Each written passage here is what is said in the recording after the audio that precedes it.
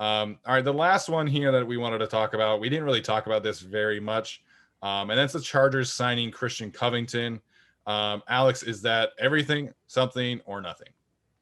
I'll say something. I think, he's not going to be expected to be like a great defensive lineman or something, but the Chargers have needed depth behind, Jones, Tillery, and Joseph Yeah. for quite a while. So if you got a guy who's rotational and maybe he plays 5, 10 snaps a game, like I think that there's value to that. So, he was pretty decent in Cincinnati, like, can get after the quarterback a little bit.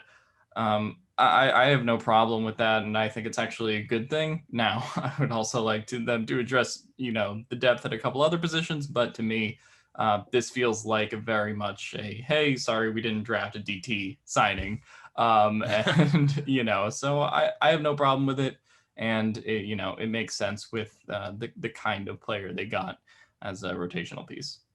Yeah, I do think this is actually something. He had a great RES score, at least when he came out of college.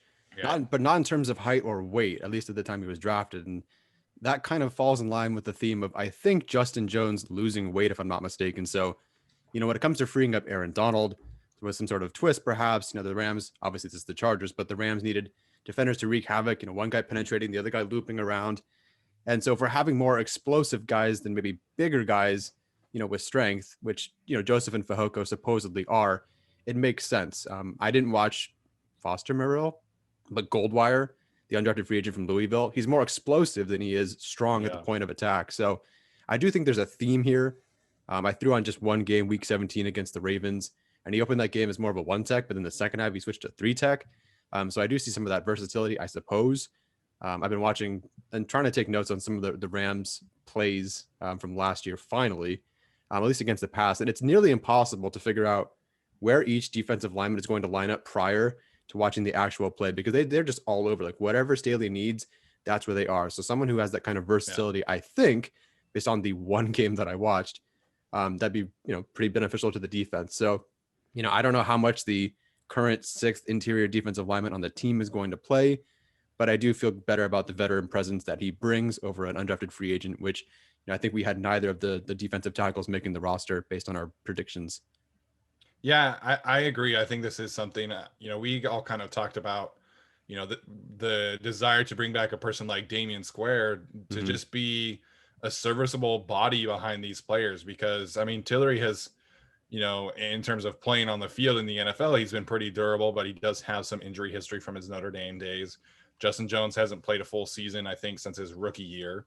And Live Out Joseph is an older player. So I know he played all 16 games last year, but the odds are that he's going to miss a couple games this year, if not more, because of his age and just because that's how football works.